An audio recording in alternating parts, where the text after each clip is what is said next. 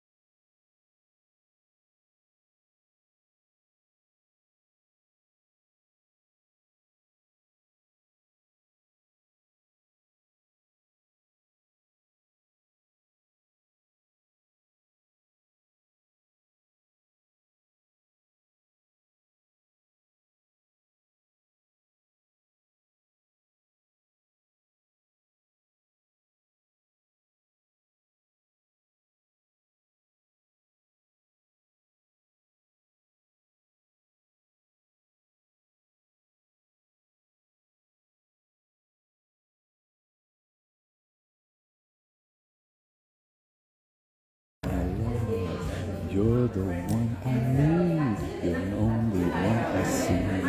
Come on, baby, it's you.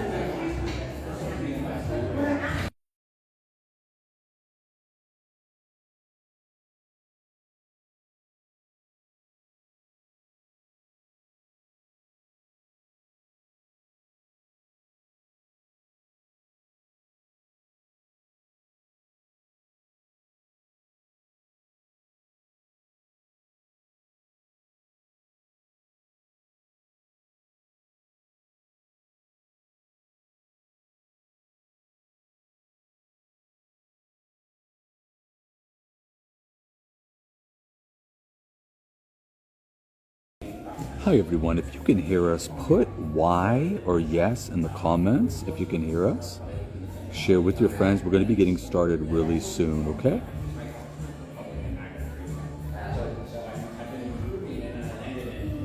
Hello, tall chap. Hello, a bad. Hello, cowboy. Hello, Natalie. Welcome. Hello, everyone. Hello, Jean. Hello, Little Fire. Hello, Roman.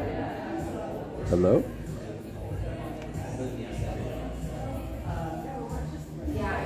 Hi there, Manny. Can you hear our voices? Let us know if you can hear our voices. Thank you. We're going to be getting started really soon. We're happy to have you.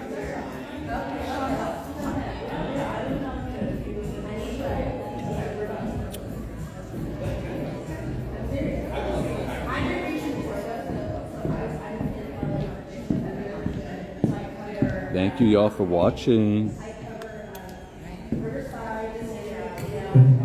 Hi, you guys.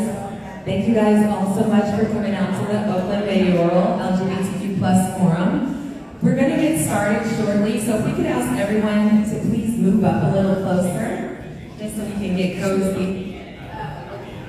We want to ask everyone to please move up. Thank you all so much for being here this afternoon. Thank you to the candidates who have taken time out of their busy schedules. Campaigning, I know it is not easy to make holes in your schedule, but thank you. We all appreciate you for being here.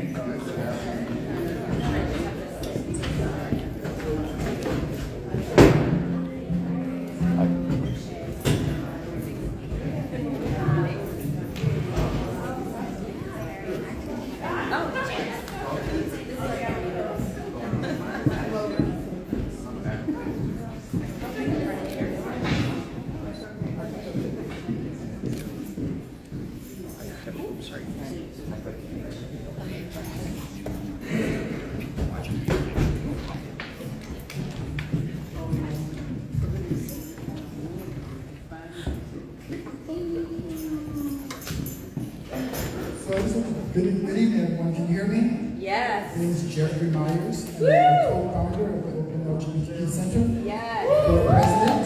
And also community chair for the Lakeshore LGBT Culture District. I want to welcome you all here today. Before we get started, I want to open this up to Joe, my co-founder. Joe Holmes is my co-founder, and Bishop Yvette Conley to do the opening.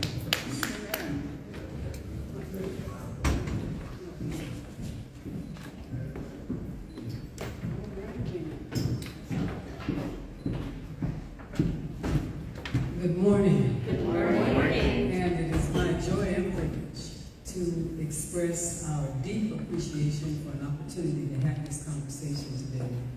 I am Bishop Yvette Funder, and I have been, how long have I been pastor of the church? Since the beginning, so that would be 34 years? 34 years. Yay! And then just before that, I was the associate pastor at Love Center Church. So I've been a pastor for 40 some odd years, and I cannot really believe that that's true.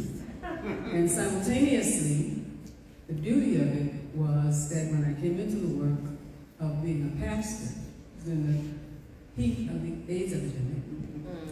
And the other piece of it that was powerful is that I came into being a pastor as a same-gender loving woman, without any pretending like I wasn't.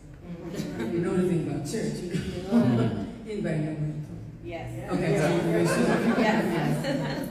The joy of being the pastor of City of Refuge Church and presiding bishop of the Fellowship of Affirming Ministries is that we have been all of this time determined to tell our truth. I think that is incredibly important in the time that we are in now.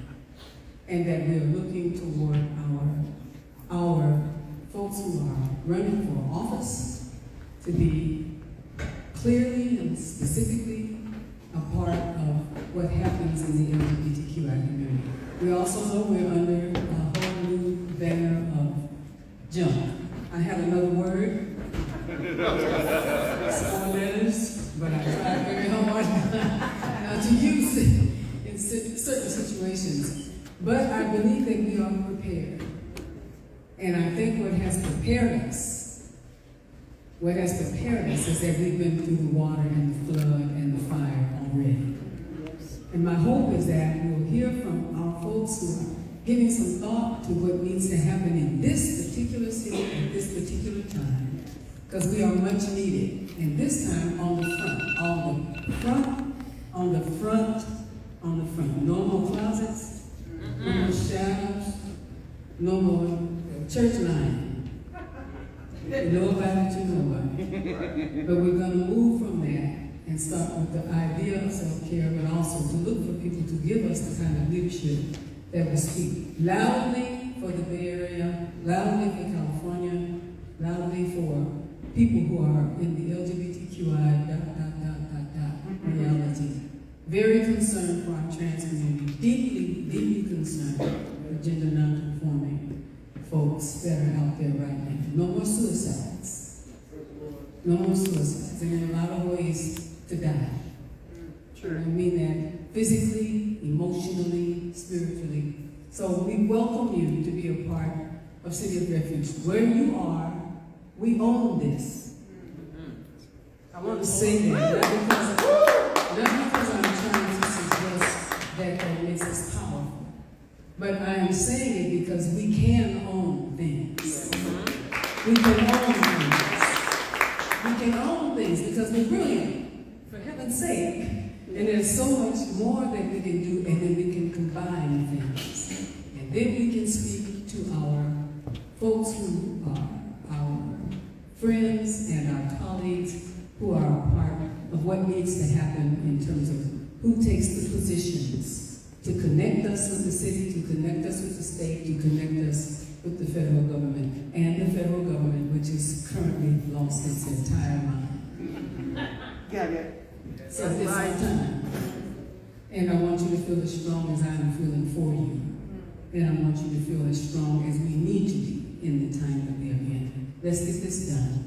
God bless you, and I welcome you, and I get the great joy to receive someone who's been a colleague of mine when I was for a long time. Come on, let's receive you. We're good friends. Come on. Thank you so much. This is a critical time. I want to thank you, Bishop Flunder, Deacon Lewis Knox, and the entire City of Refuge Church family for welcoming the Oakland LGBTQ Community Center to our new East Oakland satellite home. So now here in the City of Refuge, we have our new trans wellness center. have our Glenburg East Clinic. Let's go! It's amazing. Let's go!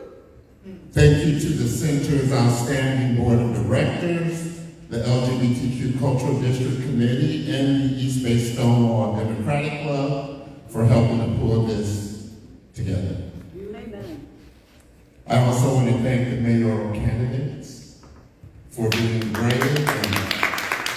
And this is a major undertaking.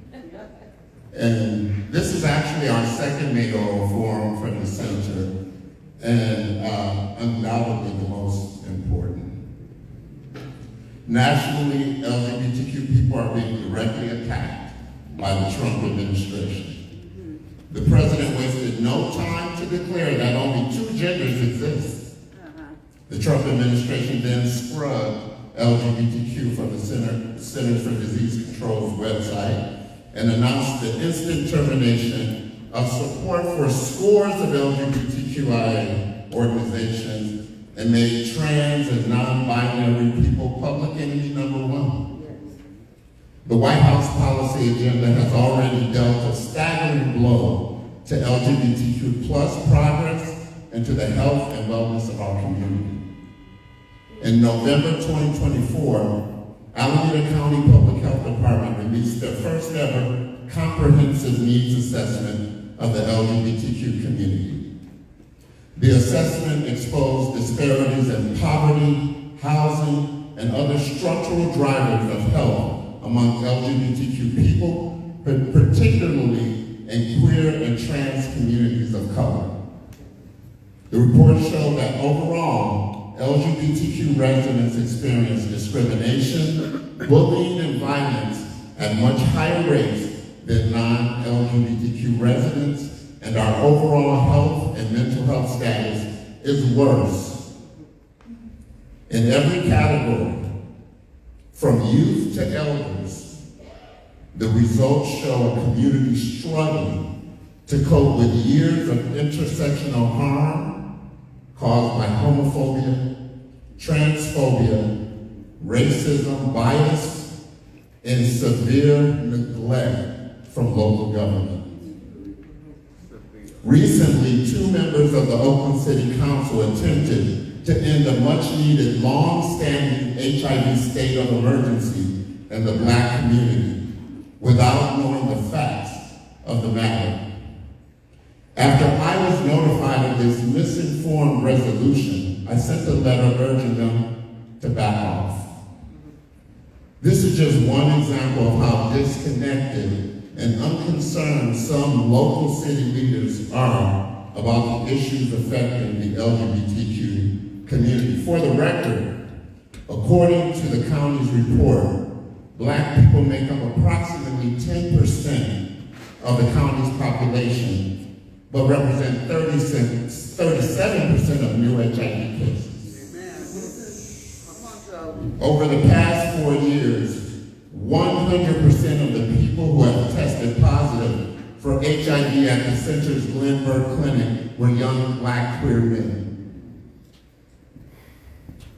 The county is also experiencing major increases in new HIV cases among Latinx, queer, and trans residents who represent over 21% of new HIV cases.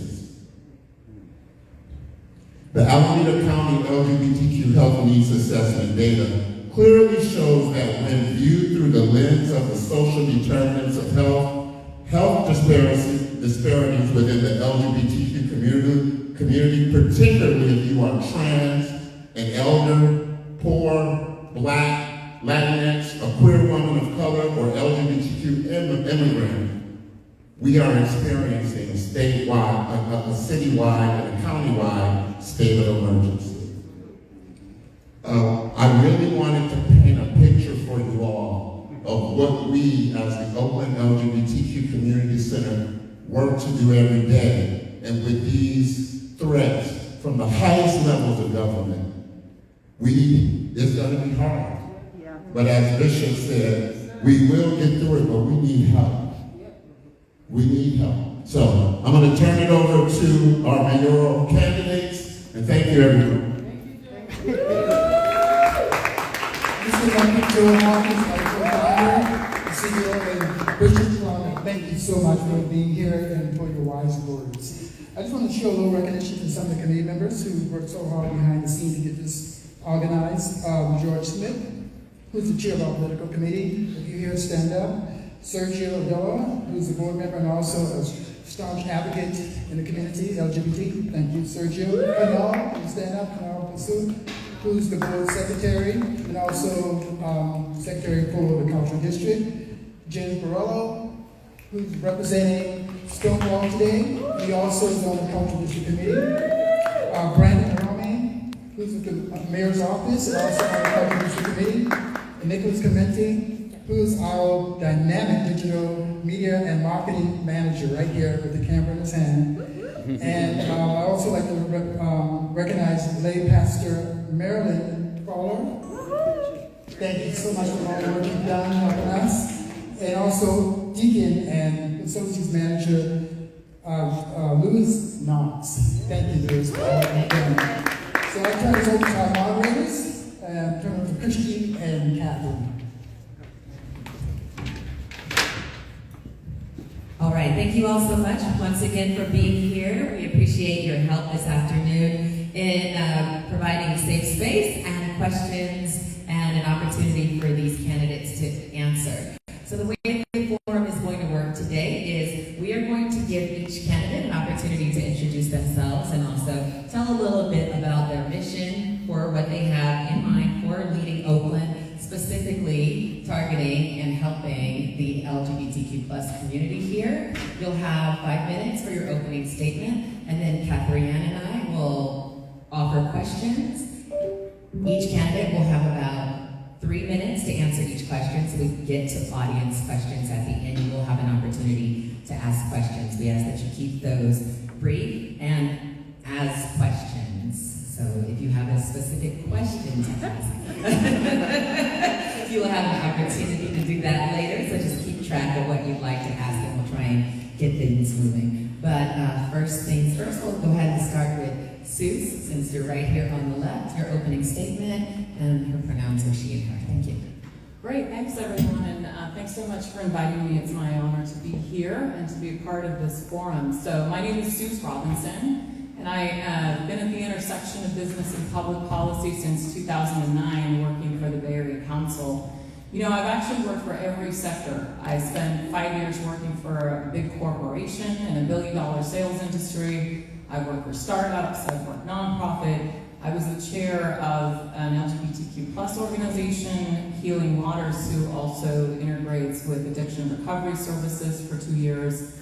So it is double my honor to be here because I have so much respect for this community center and just the incredible work that this organization has done in such a short period of time to really become a heart of this community. So I'm so grateful to be invited here to meet everyone in person and to just be a part of this forum, you know. And I understand firsthand what it is to grind it out in nonprofit and have to constantly raise money, constantly call a phone. I understand the challenges of even writing grant proposals and getting rejected and how much work goes into that and having to do it again. So I do want to say for everybody out there online, if you want to donate to this community center, please do, even $10 or $25. It really does help. And it's very motivating for the people that work for an organization like this. So I'm just encouraging everyone to do that.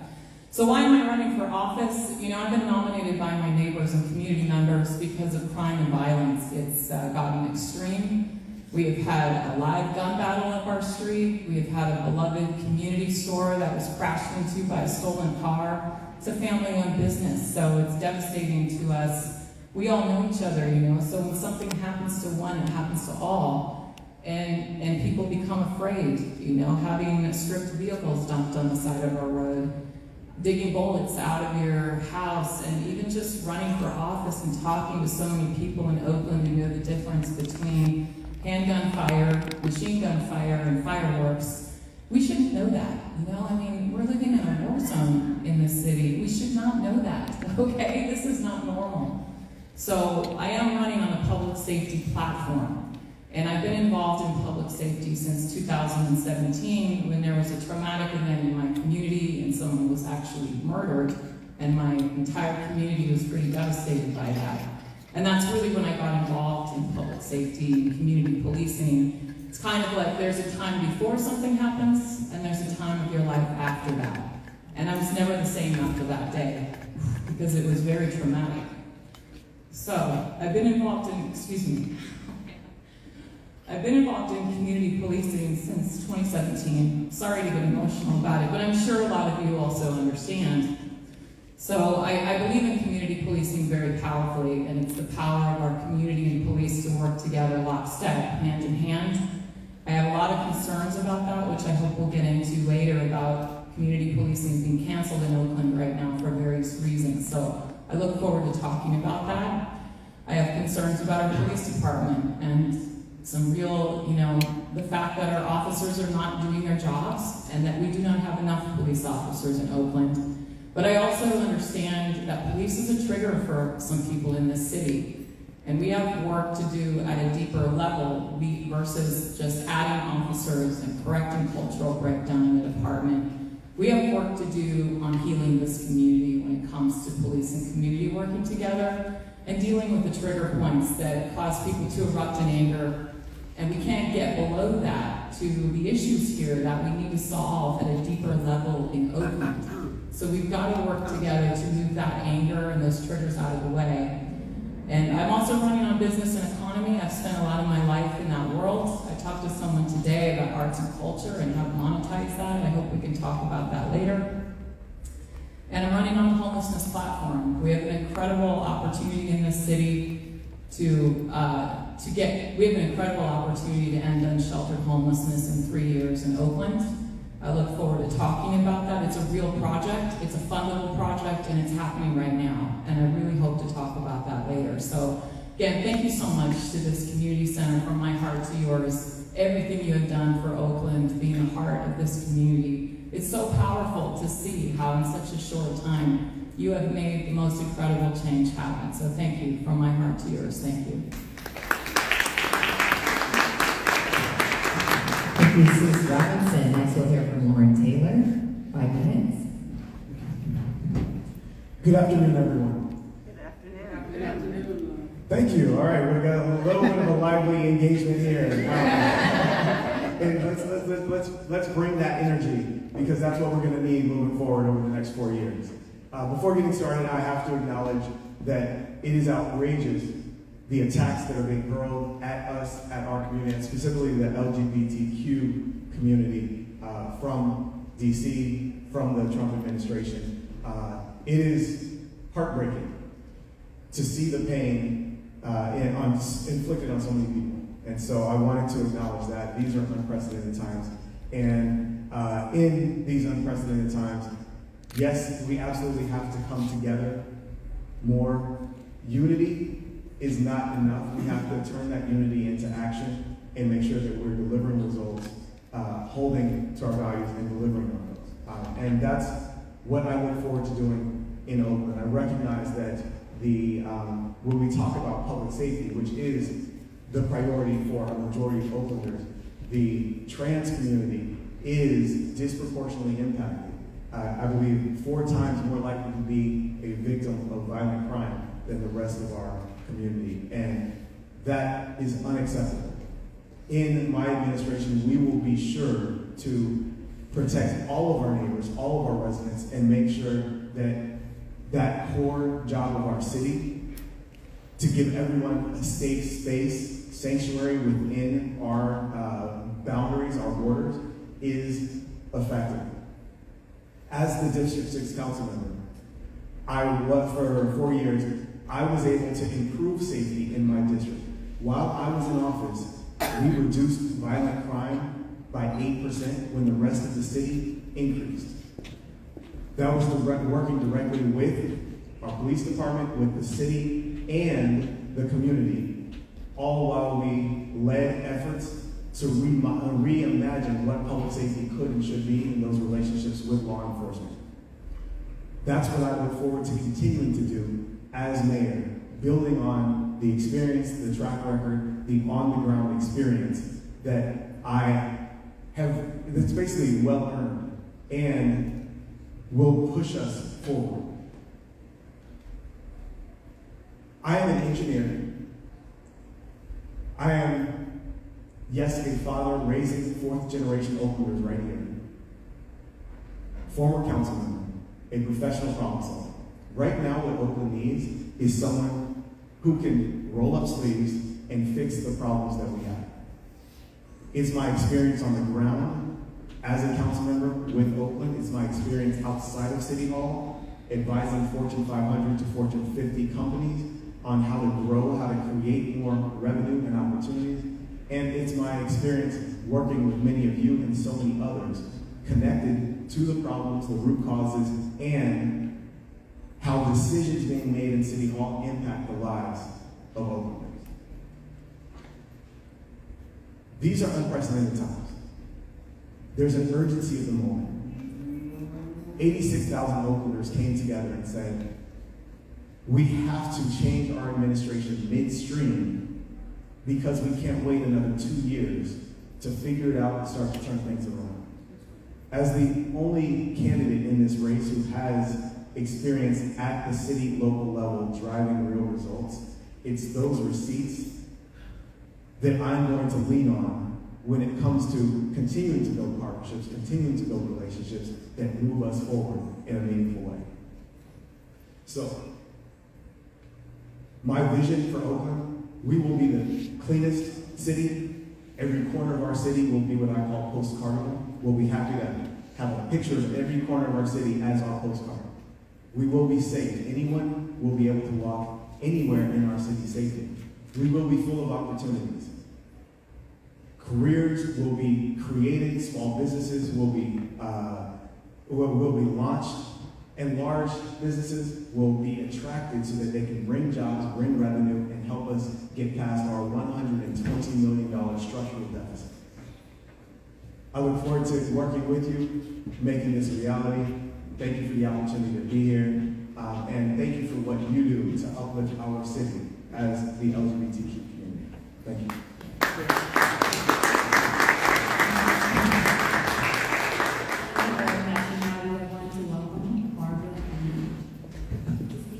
Thank you very much.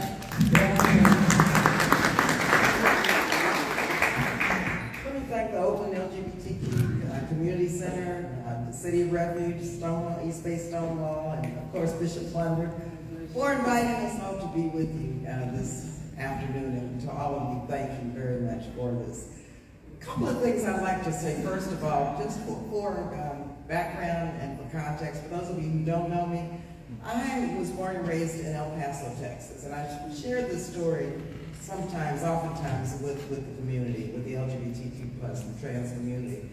As a child, my mother's best friend was a member of the LGBTQ community. She was a lesbian. And my mother taught us as a child. I mean, this is in Texas. And as a child, she said to my sisters and myself, don't you ever, ever, ever treat her any differently than you treat anybody. She has a right to live her life the way she wants to live her life. Her friends are her friends, and if you ever hear any of your friends try to make fun of her or bully, you let me know. And I never learned that you have treated her any differently. And I share that with you because this is nothing new to me in terms of working with and fighting against hate and making sure that the LGBTQ plus community, the aspirations and the dreams are inclusive of everything that I have done all of my life. Fast forward to being a member of this community, serving in the California legislature, I took on the issues of hate and had to work very diligently with the Republican governor to get established the California School Hate Crime Reduction Act. And he tried to veto it. He did twice because I would not leave. Then it was sexual orientation. I would not take that out. I refused to take it out. Finally got it signed into law. And also, it's very important that you know, if you don't know, that I've always had a member of the community, or two or three, as part of my head staff members, top staff members. You may know Michael Riggs, who passed away several years ago. When I went to Washington, D.C., it was so important that we took on the HIV/AIDS pandemic that I decided early on that Michael was going to be my chief legislative director. Fast forward to what Joe mentioned about the state of emergency. I led that effort with the county, and I came back here and said to the county, that in the black community, just like in Africa, the disproportionate rates of killing black people, we've got to declare a state of emergency. All county members on the board of supervisors, they all supported that. So I don't want to see this repealed because we are in a state of emergency. Joe mentioned the social determinants. It's important that as a mayor, we look within the context of a framework of social determinants of any community. And here in Oakland, of course, public safety, housing, good governance, economic development, and jobs. These are top priority issues for all communities, and especially with the LGBTQ plus community. I want to thank Bishop Flunder for an example showing us how economic development can work with the community here and how you can create jobs and services. I want to be a mayor that's going to make sure that you have a seat at the table on all of these social determinants, as well as making sure that healthcare and mental health care and all of the issues and hate are on the table so that we can beat back the hate in a unified community. Believe you me, it's going to take leadership and experience and a keen sense of understanding and a lens as it relates to the LGBTQ plus community to be able to deal with the issues that are coming down upon us from Washington, D.C. That means we've got to circle the wagons, we've got to unify, join together, and make sure all the goals of the community are addressed by the mayor and the city council to move this country forward and to make sure that lives not only are protected, but that we not only talk about survival, but thriving. Thank you again.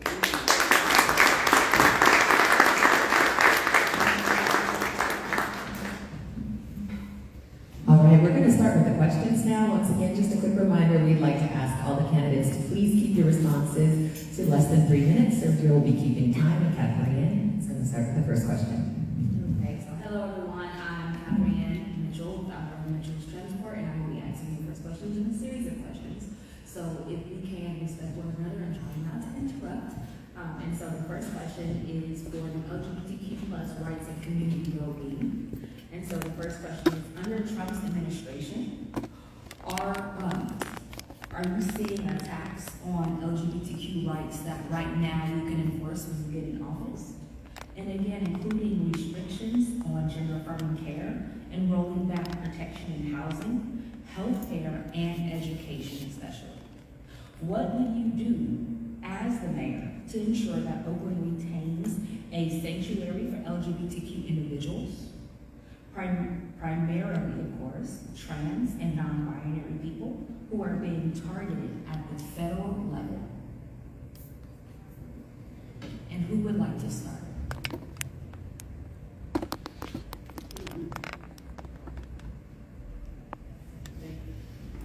I guess I'll start. So there's a lot to unpack in that question. Thank you for asking it. So look, I think we all see the writing on the wall, you know, for what's going on in Iowa, and I really appreciate, Loren, you mentioning that, and I echo those thoughts and prayers for the people there and to Representative Amy Wichtendahl, who's been on television leading the charge over there. Look, I think we can all see the writing on the wall. You know, this is a civil rights abuse that's happening right now, but fortunately we are in Oakland, and fortunately we are in the Bay Area, and fortunately we are in California. And so our priority is to protect our community and to understand how we can work with the federal government for the next 4 years when it comes to what you're suggesting, which is HUD funding on the housing side and funding the needs of the community. And so, look, I think that, first of all, with what's going on with budget cuts at HUD and other agencies at the federal level, we just don't know how this is going to play out. We're seeing so many things cut that would never have been cut in the past, even under a Republican administration, that there's a lot of uncertainty overall. But we have a very strong community here. California is, like, I think, the 6th largest country. It's like a country in and of itself in California, our economy.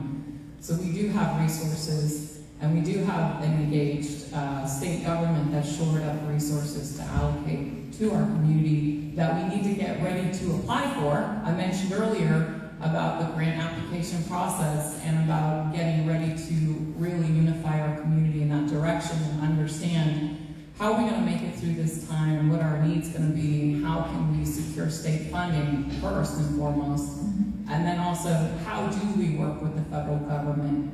Given a lot of civil rights violations that are happening, we still are going to have to work with the federal government. So how are we going to work with them? For me, it's TBD, because so much is uncertain right now on the funding side at the federal level.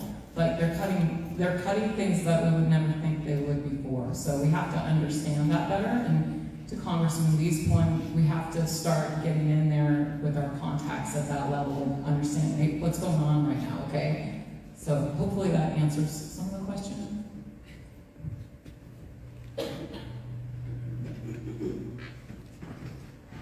So when we talk about the attacks that are coming from DC, how do we address that? Number one, we as a city have to be able to preempt what's happening.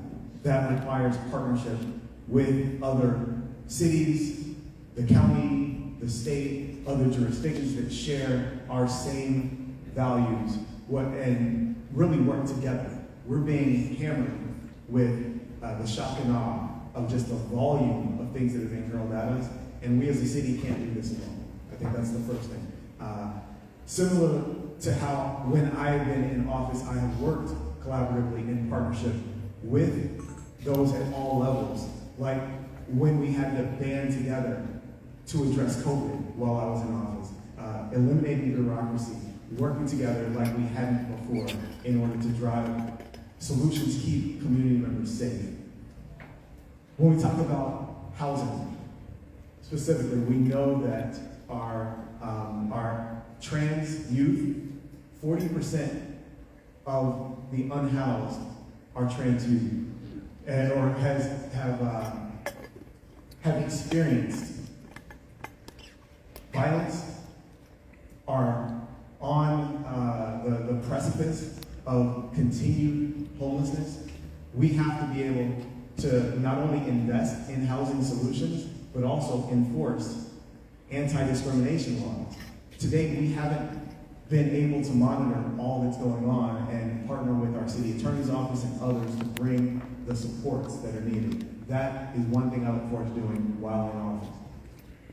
Also, we have to acknowledge that there's an information gap. As we're trying to get this information, we also have folks in our community who don't know what's going on. The city has a role in educating, informing, and resourcing our communities that are under attack. And yes, in addition, we have to make sure that we are finding those additional resources. When it comes to our structural deficit, our budget, we can't continue to support our communities if we go fiscally insolvent, if we end up in bankruptcy. So we have to grow our city revenue. We have to create more sustainability that allows us to continue delivering on our mission, continue supporting our residents. Those are the things that I have been doing while on the council, my experience, also growing revenue, creating opportunities outside of City Hall. That's what we need in order to continue supporting our community and resisting what's happening in DC. Thank you. I'll start with Washington, D.C. Of course, we don't know if there will be a federal government left because Project 2025 is being enacted as we speak. That's right. But also it started way before this year. And as a member of the former member of the Appropriations and Budget Committee, I had to hold the line because Project 2025 was brought forward in the Appropriations Committee. So having said that, I know that world in which we live, unfortunately, it's being dismantled, as Steve Bannon indicated. But what's left of the federal government, be assured that as the former vice chair and founding member of the Equality Caucus, we have support in Washington, D.C. for Oakland, California, for the LGBTQ plus community. And I will leverage my contacts, the support that I have received from our senators, Alex Padilla, and Adam Schiff, and of course, Congresswoman Latifah Simon, and work with them to make sure that we not only identify what's left in terms of bringing forward the investments that the city needs, but also helping to lawyer up to beat back some of these attacks in terms of our legal strategies. Also, when you look at down to the state level with regard to what we have to do to make sure we move forward, not backwards, it's important to have a strategy with our lobbyists in Sacramento that comes from the mayor that's inclusive of the LGBTQ plus community. Buffy Wicks chairs the Appropriations Committee, and I work with her. She's endorsed me. I will champion and resources that are needed that the mayor should champion for every community, but the LGBTQ plus community quite naturally will be at the top of that priority because of the disproportionate rates of disparities in healthcare and in housing and our children being disproportionately unsheltered. So at this moment in time in our history, we need somebody who has leadership and experience and who can leverage the resources through public agencies, but also through private foundations and through corporations. I don't believe we've been to the business community in an assertive manner to make sure that the business community helps in terms of the gaps that have been left and are being left by the federal government. But also, finally, I'll just say I would, as mayor, have an LGBTQ plus and trans advisory committee, because it's important that every single sector in Oakland have a seat at the table so that we can, on the front end, have an agenda that's inclusive, not on the back end. And that means looking at our budget and how we prioritize, first, of course, balancing the budget, but also our priorities within the balanced budget. Thank you.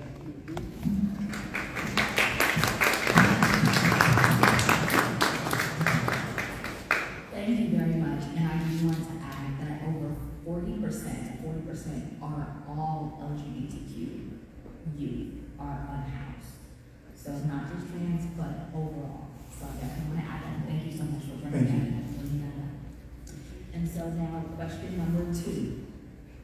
The Alameda County LGBTQ plus health report shows that LGBTQ plus youth in Oakland face alarmingly high rates of suicide attempts, bullying, and homelessness, as we just discussed.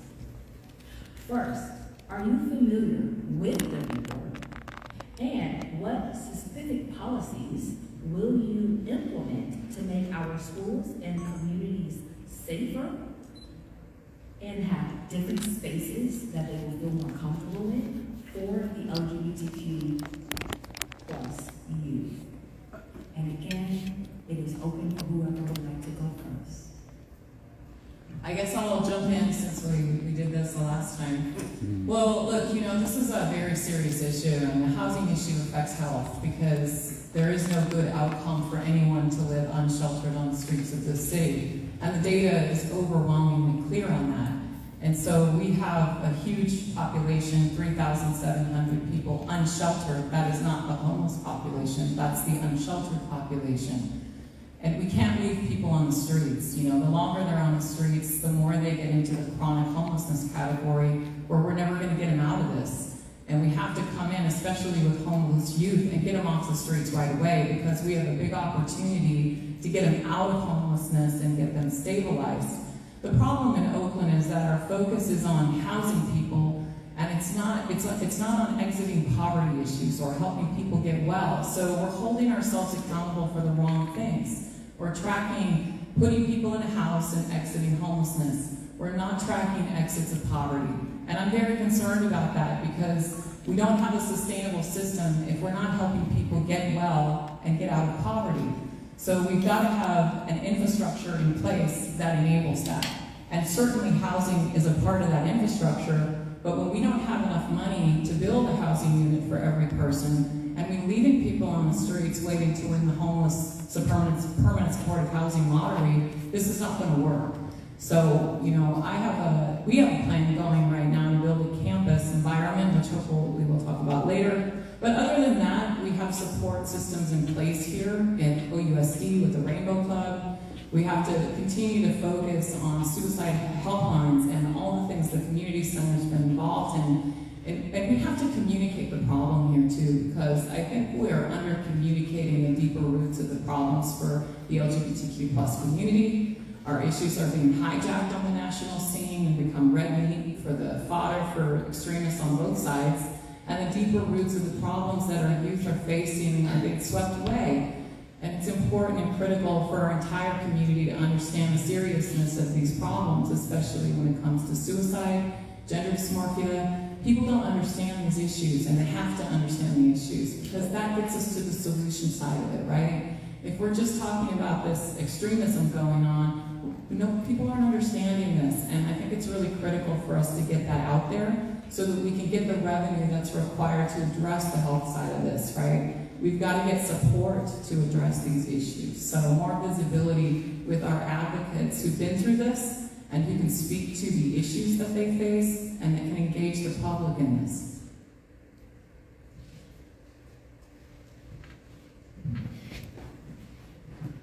So we talk about health, and then in the face of high suicide rates, bullying, and we have to acknowledge that mental health is a huge issue that needs to be addressed. If we're not addressing the whole person, then we're still going to have underlying issues that need to be addressed. I'm fortunate to have been able to serve on the board of directors for the West Oakland Health Council, now Baywell Health, and one of the things that they do is to focus on bringing resources for uninsured and underinsured populations, particularly Black and brown, based out of West Oakland, but covering the entire city. And it's critical when we talk about our youth that the services that we know they need get embedded into the schools, into the locations where they are, and it's destigmatized so that we can provide those services, we can help folks navigate the trauma and the challenges that can avert the suicide rates, that can avert the other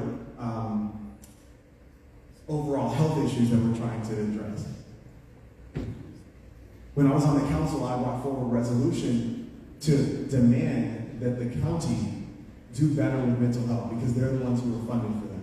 They were found to be violating civil rights by pushing the majority of their dollars towards the prison and John George, the mental institution, instead of having more out in our community that's accessible in order to avert these issues. We've got to partner, and I'm grateful to have the endorsement of the 3 supervisors, county supervisors who oversee portions of Oakland. We've got to partner with them to make sure that we bring mental health services and support deeper into the community. That's one of the underlying issues we need to address. When it comes to housing, absolutely the only true way to solve housing is to provide shelter, sustainable shelter, and that does require that we look at the other supports that are needed to give people the ability to maintain that sustainable housing. I'm grateful to have added 800 units of affordable housing into the pipeline as a council member in District 6, working with affordable housing developers and others. That same track record is what I look forward to continue building on. In addition, able to lead the city in developing its permanent access to housing plan, where it actually partners with the county, our nonprofit partners, to make sure that we're engaging our unhoused to understand what their needs are. It's not one size fits all. We've got to be able to triage, understand, and meet people where they are, deliver the resources that are necessary to drive them forward. That's what I've been leading on. That's what I look forward to continue to lead on as your next mayor. Thank you.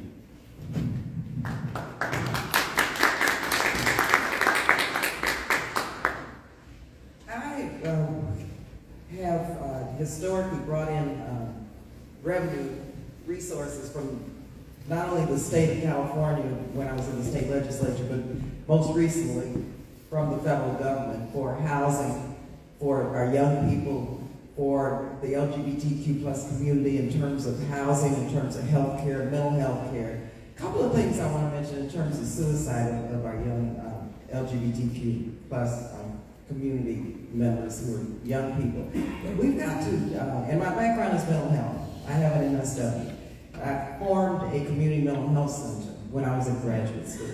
And I know that trauma-informed care is essentially what's necessary to help people, especially young Black and brown young people, move from being at risk of taking their lives into wholeness.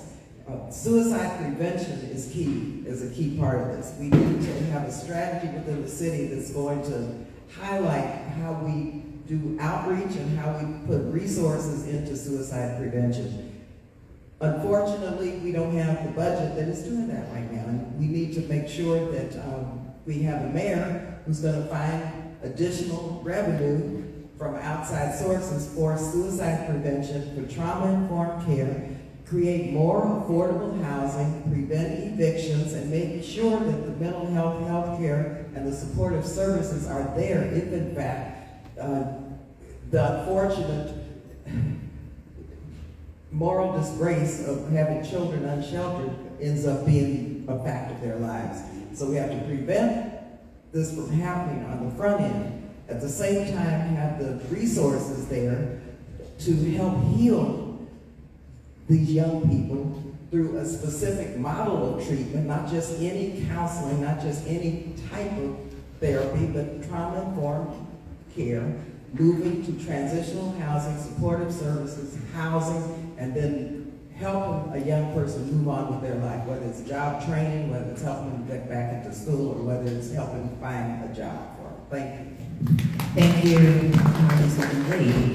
All right, so we just want to welcome everyone else who's come in the room. Thank you all so much for being here. There will be an opportunity for people to ask questions at the end of this forum. I'm just going to take a step back now from kind of the planned questions and just ask you, what is your track record for helping the LGBTQ plus community? I know a lot of you have served. You said, Suze, that you served in every sector, from government to private business. Loren, you're a council member, and of course we know your track record as a congresswoman and also your service here to the city. What have you done specifically to help the LGBTQ plus community during your time of service?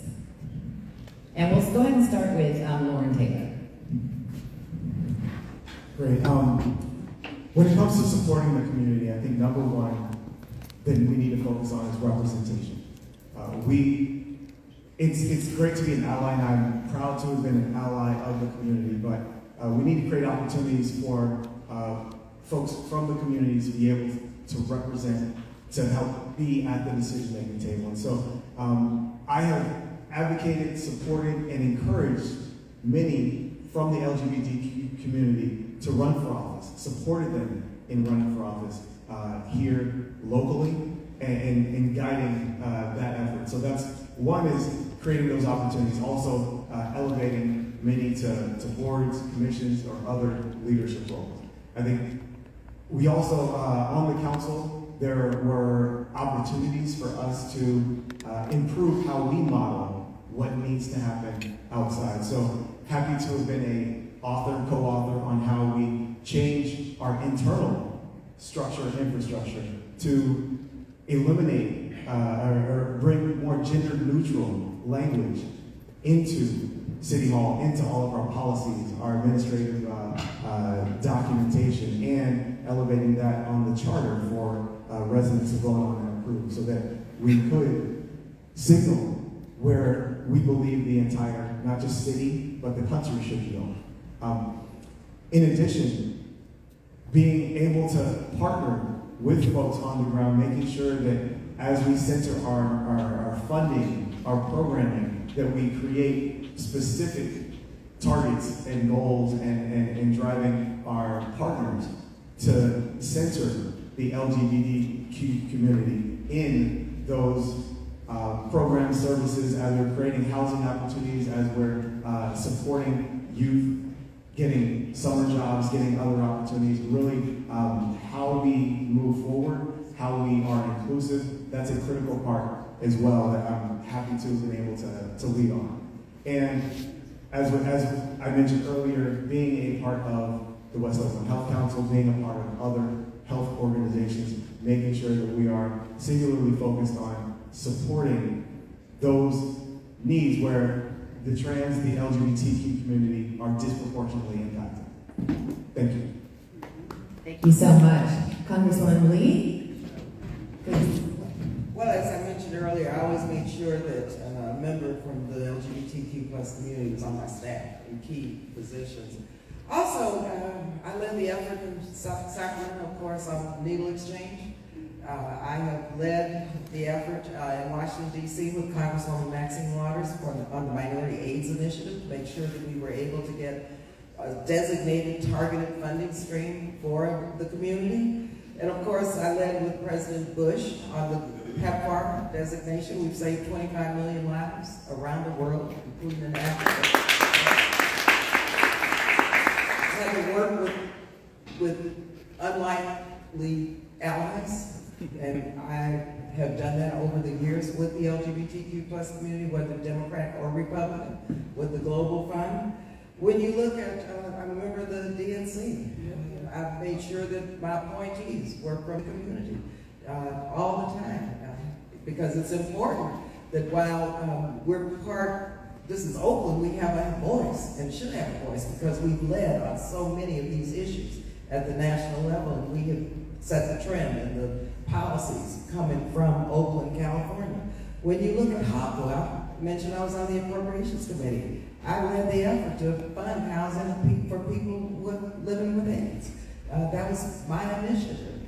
And it's important also, I don't know if you remember this, but Oakland was never on the list for CDC to look at to fund in terms of any disproportionate rates of healthcare, HIV and AIDS, social determinants of healthcare. Well, I was able to put Oakland on the list. So CDC would say, okay, now in addition to San Francisco, we're going to look at Oakland to make sure that the Black community here in Oakland and the brown communities are part of the mix. And so my whole life, public and private life, has been about inclusion, and it's been about equity, and it's about equality. Marriage equality, I led on, and as I mentioned earlier, I was asked to be a vice chair of the Equality Caucus so that I can help begin to reduce the homophobia in the Black community. We have to be honest, there has been, and we know that it takes a leader to be able to go to certain populations of people and try to talk about why discrimination is wrong, why hate is wrong, why marriage equality is right for everybody, regardless of who you love. And it's really been a lifetime of work and service that I have brought to this moment that I want to bring now to the city to make sure that all of the work historically that I have been involved in gets operationalized in a more institutional fashion within the city of Oakland, because we lean on so many issues and we cannot go backwards. Thank you so much. Since before we hear from you, I'd like to turn the microphone over to the founder of the Oakland LGBTQ plus Community Center, Joe. Thank you so much. I'm very happy that you brought up HOPWA because I received a call from the U.S. Conference of Mayors informing me that the city of Oakland has returned over $3 million in unused HOPWA funds for people living with HIV. And did you know that, Loren? Did your own city council, did anyone know that? I did not know that. Okay. Please look into it because there's more millions now that are at risk that were supposed to go for people who are living with HIV in Oakland that is probably going to go away because no Joe, one... I will look into that because that was my initiative, okay? Okay, thank you. All right, thank you so much. Suze, can we please hear from you? What has been your record historically serving the queer community? Yeah, sure. So I started out as a young woman working for the San Francisco AIDS Foundation. That was a great job, putting out newsletters. It was pretty early in the needle exchange program, so that was a great job. And then I mentioned I've been involved with Waters, which is a 501c3 organization that deals with clients from the addiction recovery space, mostly HIV, an organization that started in the 90s actually during the epidemic to give people a chance to go outdoors and to experience life during the middle of a terrible time for the community. So I've been with that organization for decades, and I served as the chair of the organization. We went through some tough times. You know, we work a lot with addiction recovery. We have a lot of volunteers who are recovered addicts, and we had an outbreak of people that were relapsing. And I had to get an executive director from one of our recovery houses on the board to guide us with policy changes. And it's tough working with addicted populations, and I understand the challenges of what is happening on the streets right now with fentanyl, methamphetamines, that's ravaging our community. And we have to put the right people in charge of these problems, and I learned that firsthand at Healing Waters, really having to set some boundaries with folks. We even had to remove some people from the organization on advice of the experts in the field. So very tough work, and I know what is ahead for us helping people get well who are out here on the streets. Outside of that, you know, I actually run the Inclusive Economy program for the Bay Area Council, and we doubled down on that earlier this year with data and putting forward a strong case to the public that there's tremendous business opportunity with underserved demographics, that we need to take advantage of this through more workforce programs, community college integrations, really putting a data-driven case forward about the economic opportunities that come from inclusion and including everyone in the economy. And finally, with my work in community policing, you know, we have, I think, the largest concentration of LGBTQ plus in the whole United States of America. So it's very critical on the community policing side to have officers that are LGBTQ plus. And we struggle getting enough women on the force. We struggle with diversity on the force. We can't de-escalate, and we can't have officers with the right skill set for this specific community if they don't reflect the composition of the community. So that's another area that I've been working on with Inclusive Economy and will continue to work on if I'm so fortunate as to be at the helm of the city. So thank you. Thank you so much. So we are very pleased that the Lakeshore Cultural District is here now in Oakland, and there are a lot of LGBTQ plus owned businesses, and of course the community center. We have businesses like the town and Fluid 510. What would you do to continue to ensure that these queer businesses are sustained in Oakland? What would be your first step to support the queer community? Because a lot of times when there is funding, those are the things that get cut first. The funding towards pride celebrations and certain programs that target these underserved communities. So what would be your first step in office to ensure funding for these particular businesses and communities? And we'll go ahead and start with Loren. You have your hand on the microphone. Gladly. I think one thing we've got to shift in the city is having more understanding of what it takes to run a business. The fundamental is we have a number of businesses that are leaving, that are moving to other cities because it is so hard to work with Oakland. Oakland does not make it easy. Oakland as a city is not really open for business.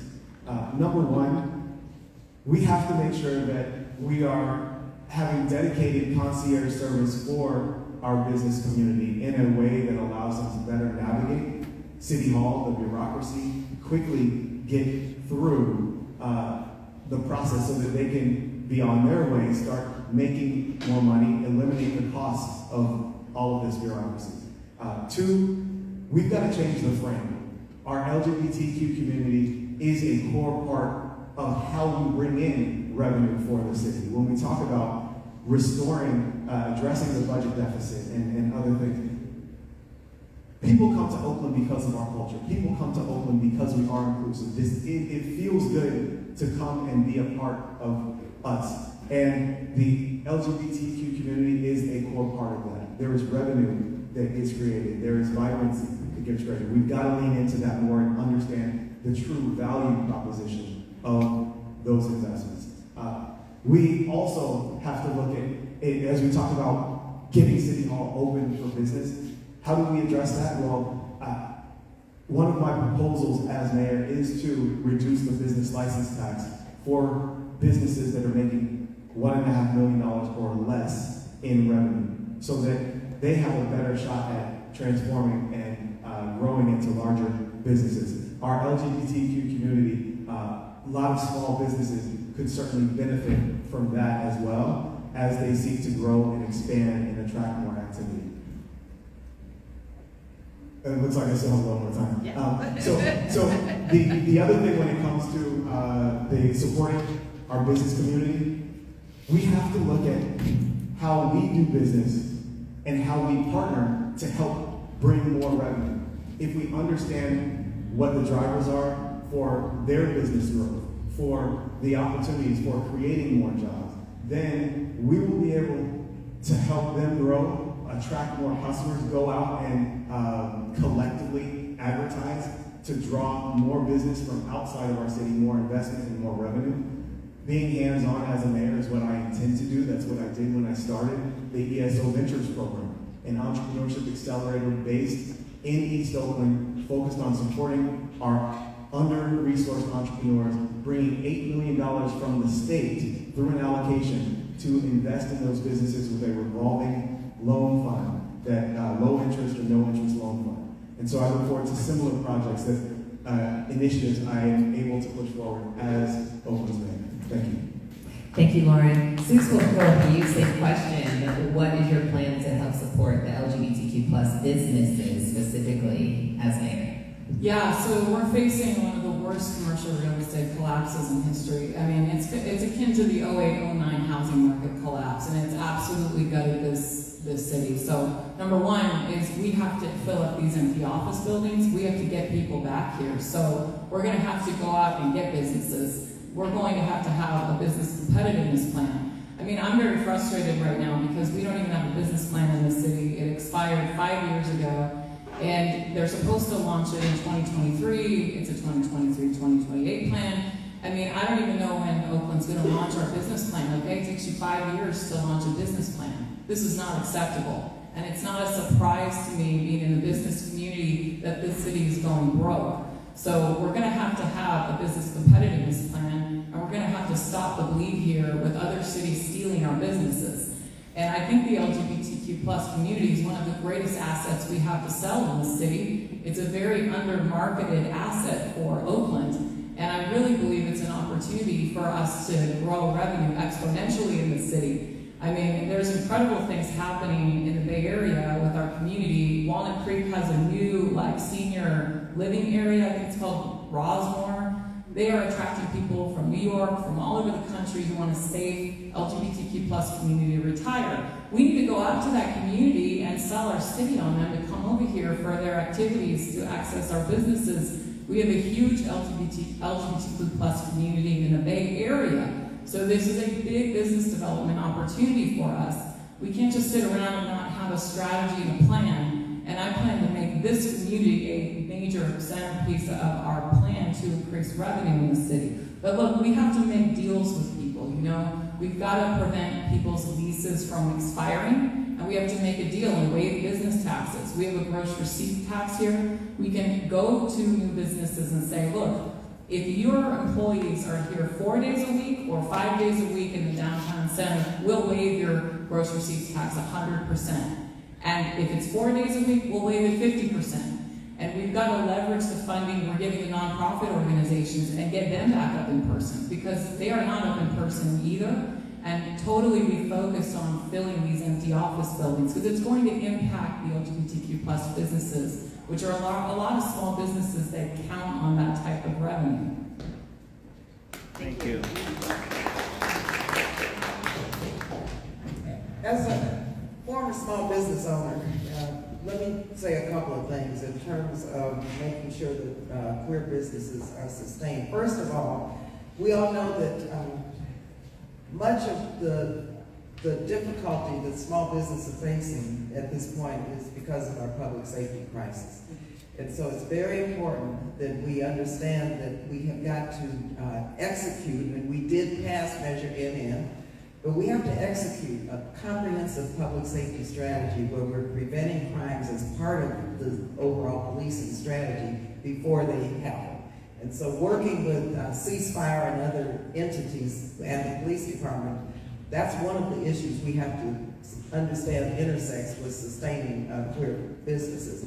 Secondly, we have a duty and responsibility, I believe, in the city to make sure that queer businesses are a priority with other entities within the city structure, such as with Visit Oakland and any other organization that is mandated to be our voice in the city and throughout the country. And so making sure that queer businesses are on all the lists for patronage, for customers, we need to make sure that happens. In addition to that, access to capital is extremely important. I think that a mayor is duty bound to leverage that position with the financial institutions, not only in Oakland, but throughout the state. Because this is a big, this can help make or break a business. And so ensuring that access to capital is equitable for the queer community and queer businesses is extremely important, because these businesses are creating good paying jobs. Finally, let me just say, you hear about all of the glass half empty challenges in Oakland, but there's a glass half full. And that is the beauty of Oakland and the diversity of Oakland and what queer businesses and the LGBTQ plus nonprofits and organizations bring to this city. The artists, the culture, the whole 9 yards. And I think it's very incumbent upon the city to highlight the small businesses in the queer community so that people outside of the city, yes, will come to the city once they're here in the city, because they know that we have addressed the safety issues. Once they come, they know where to go. And that is because the city has made queer businesses a priority. Thank you so much. And I'm glad that you mentioned the safety issue. Dr. Yan has some questions specifically about safety. And then we will take a couple of questions from the audience. Absolutely. Thank you so much, BarbaraLee. I do actually want to highlight what you just mentioned, which was the person who is elected should have the ability to be able to increase access to funding. And so what you said earlier was that we would have the ability to be able to ensure that small businesses, along with the developers that you have access to, not if you're elected or if not you're elected, but have the ability to be able to ensure that we are increasing the revenue within the city. So my question is tailored to, of course, the alarming rate of unhoused LGBTQ plus Black individuals. And so for that, of course, they are one of the most vulnerable and systematically oppressed population. And so one of the most, not the most, okay? And so with that being said, what could your administration do to increase, with your ability, your connections, and also the entire city and state behind you, what would your administration do to increase access to affordable, safe, and LGBTQ plus housing in Oakland? And that will be for you, please, to answer first, and then for everyone as well.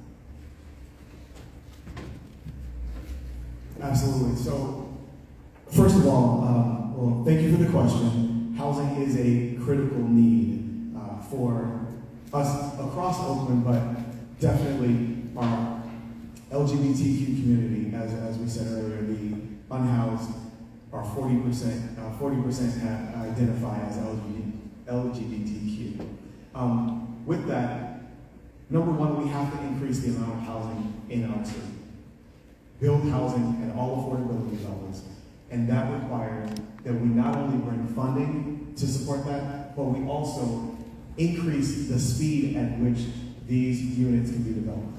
We have to acknowledge that at $1 million per unit, we're not going to build enough housing to house over 3,000 unhoused people. That is a resource we don't have. We have to look at other ways to reduce costs. Time is money. If we eliminate bureaucracy, we'll be able to reduce some of those costs on housing. I'm proposing a shot clock implemented for our building and planning department that says we have a certain period of time by which we do our reviews and have to get things done. If we don't complete it in that time, we allow projects to move forward so that we are not the obstacle with them finishing their projects, giving our people houses. In addition, when we talk about building housing, I was able to partner to add 800 plus units of affordable housing to the pipeline in District 6 while I was a council member. That requires direct engagement with developers, with others who could be impediments into developing, and actually partnering with them to go out for funding, both federal funding, philanthropic funding, investor funding. That is one thing I have done and I will continue to do, is bringing in resources to support these projects moving forward. When it comes to housing as well, services are key. We've got to be able to understand who our unhoused are, what their needs are, and bring them the resources to support that. So, some may need deeper mental health support, mental health services. Some may need job skills training in order to create to be able to sustain themselves. Some may need better help accessing funding and resources they already are qualified for, whether it's VA assistance, other federal programs that they're not currently signed up or, engaged with. Those are all things that I intend to push my administration for. And lastly, it's accountability and delivering results, performance management. We need to hold our service providers accountable. We need to hold our departments accountable to actually doing what we know are best practices to move people to sustain housing. And measuring those results, holding ourselves accountable, and putting a flashlight on it when we're not doing what we need to. Thank you. Thank you. And BarbaraLee, may you please go next? BarbaraLee, may you have a question? Well, first, my perspective on housing in general is housing is a basic human right. And we start from there. Secondly, background, I was chair of the Housing and Land Use Committee in the California Senate. Thirdly, Joe mentioned this $3 million, I just gotta say, that's an example of why we gotta get this city together in terms of the efficiencies within our departments. Because yes, we have a budget crisis, but within that budget crisis, there are resources and slush funds and the lack of focus on how we're going to get the funding out that is brought here into the city, in addition to how we're going to go for additional resources and investments. Next, in terms of the 40% being African American, unhoused, Black, there's a racial equity issue that we have to address. Racial equity.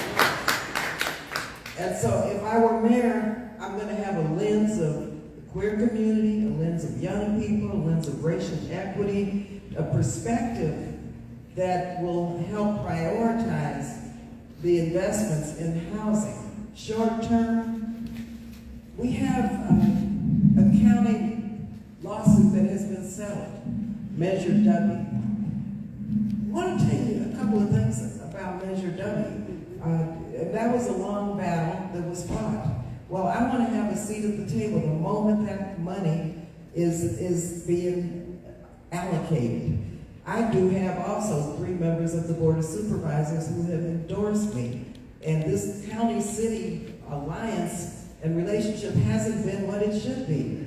And so Oakland deserves a seat at the table, so I'm going to be right there saying I want Oakland to have its fair share, and I want to have the racial equity wins as we distribute this money.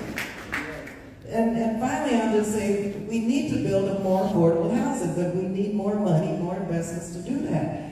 And I would support if the county decides a county-wide bound measure to make sure that we have an additional resource to go to for the building of more affordable housing, again, with the lens of equity, racial equity within that measure. And I hope that the County Board of Supervisors at some point discuss having another affordable housing bond measure.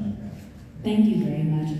Susan, like that we go on, we're going to have the co-founder of the LGBT Community Center to interject with one more question. The homeless population overall in Oakland is Black and male.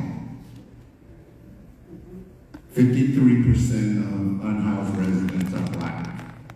And we're approximately 23% of the population. That's devastating. And our own communities reject us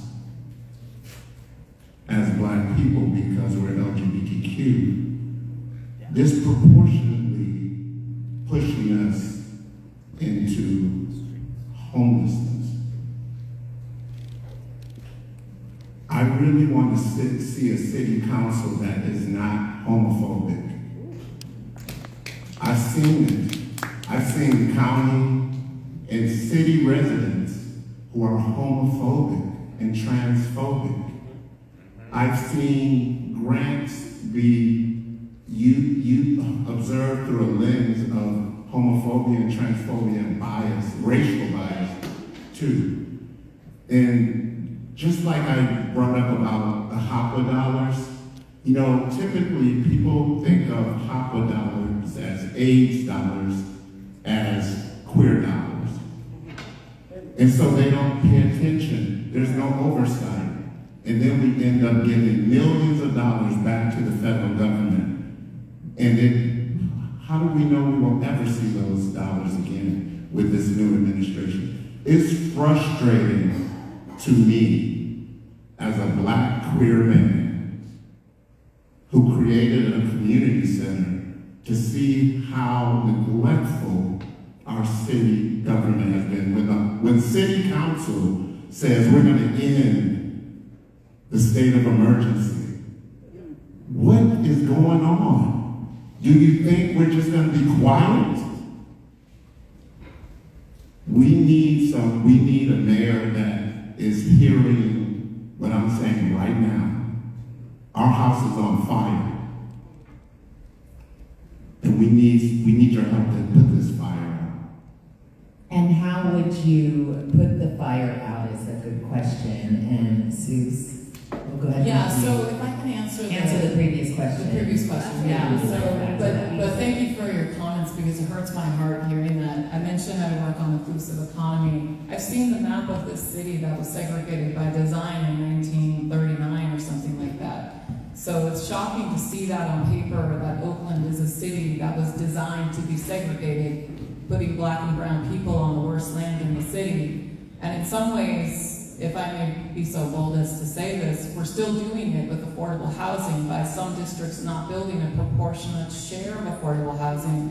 We're kind of following that segregation map from 1939. If we don't get these other districts also building their share in Oakland of affordable housing, which to your point is 60-65% Black and brown people. So talking about the affordable housing issue and like where are we going to get the money for this, right? So we just went through a round of funding from Measure U for $80 million with support from the state. We have one more round left next year. But look, folks, you know, the affordable housing is costing out at over $1 million a unit. Some of that is the government, the bureaucracy, the permitting process is driving up the cost of these. And there actually is an organization called Oh Wow that started an initiative. They've been able to drive down the cost of affordable housing, in some cases by 250% to 500%, going line item by line item by line item by line item, and going direct to supplier to get materials, which is avoiding this whole supply chain issue. So we can get the cost of affordable housing down. I mean, right now, there are 3 apartment complexes for sale in Oakland. And they're costing out at $127,000 a unit, and they're for sale right now. So we're building housing at $1 million a unit. There's 3 apartment complexes on the market for $127,000 a unit, and one of them's turnkey. So we have to get the cost of building housing down in this city.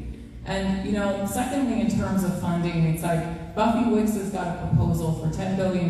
She's giving it another try. You know, it didn't pass the last time. She's giving it another try.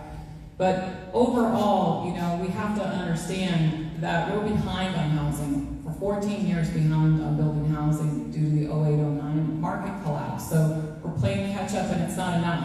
So we're going to have to, again, on the homelessness side, figure out solutions to get people off the streets. We can't have people waiting in this environment for housing that's going to take a long time to build. So, thank you. Thank you very much for that. And so I will pass it over to Ms.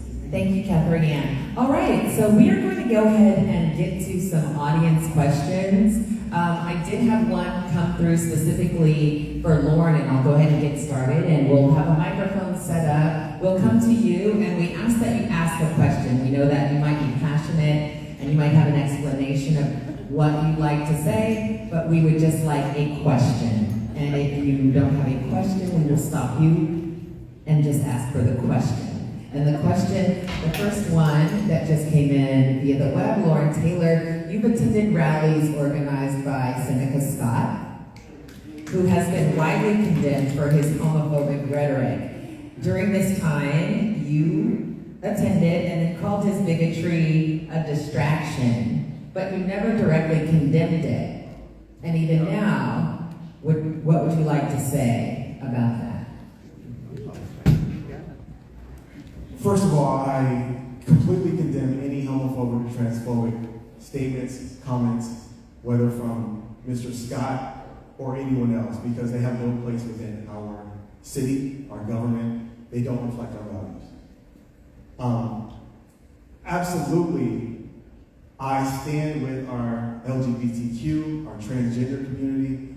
I understand what it is to be persecuted and judged and attacked for who you are, and stand up against that.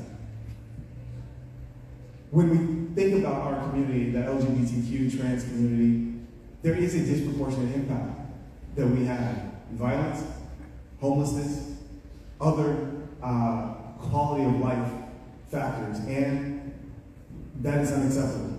That is why I am squarely focused on improving safety within our city. Violent crime disproportionately impacts our trans community. That's why I'm squarely focused on making sure that we address the homelessness crisis in a way that supports those most vulnerable: trans youth, our LGBTQ seniors, and others. There's no apology or that is justified for attacks against our community, because when one of us are attacked, all of us are attacked.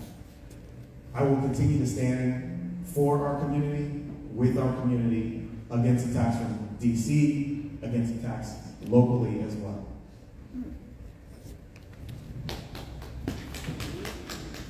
Thank you. We have a question. Thank you, mayoral candidates, specifically for second time coming out to Deep East Oakland in 1 week, so I'm going to say appreciative of that.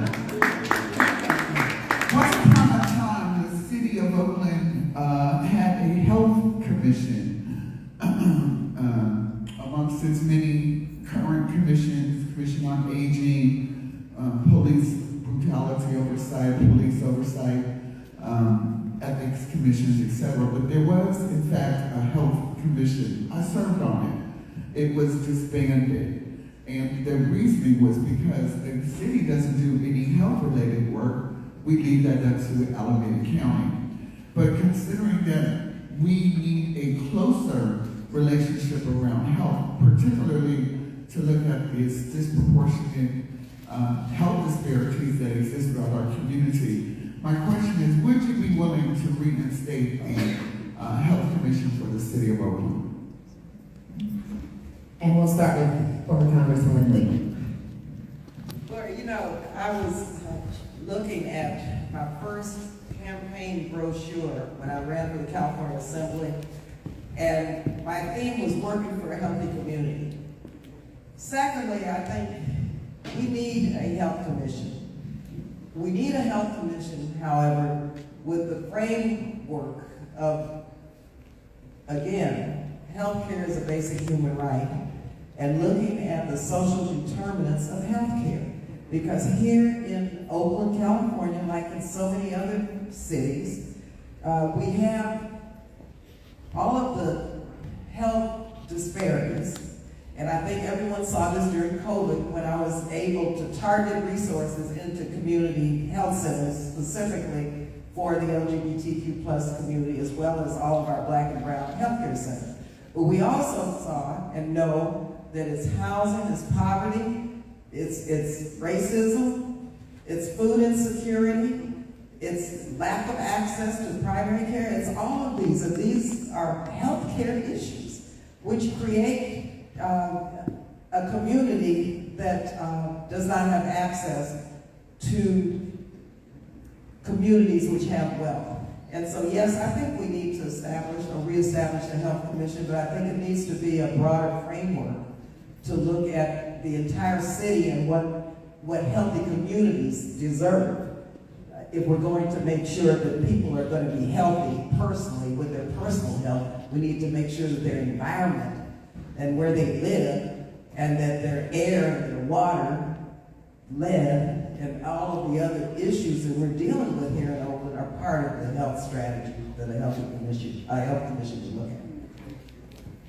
Would the other candidates like to speak on this? Yes, I fully support creating a health commission for Oakland because the conditions in Oakland are not being focused on or prioritized by the county. I'm also open to exploring what us having our own public health department would look like separate from the county, just like Berkeley has.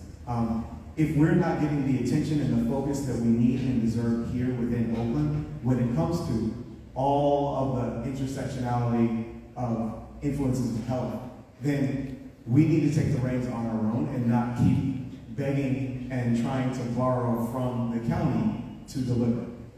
As a management consultant focused on healthcare innovation, I've pulled together cross industries, multiple industries, others, so that we can make progress with public, private, nonprofit, philanthropic partnerships that actually move the needle of health for entire communities. And I look forward to doing the same from the mayor's office. Thank you, Loren Taylor. Suze, would you like to? Yeah, so on the issue of health and a health commission, I'm very concerned about Oakland's ability to manage the committees it currently has. It's on 40 committees.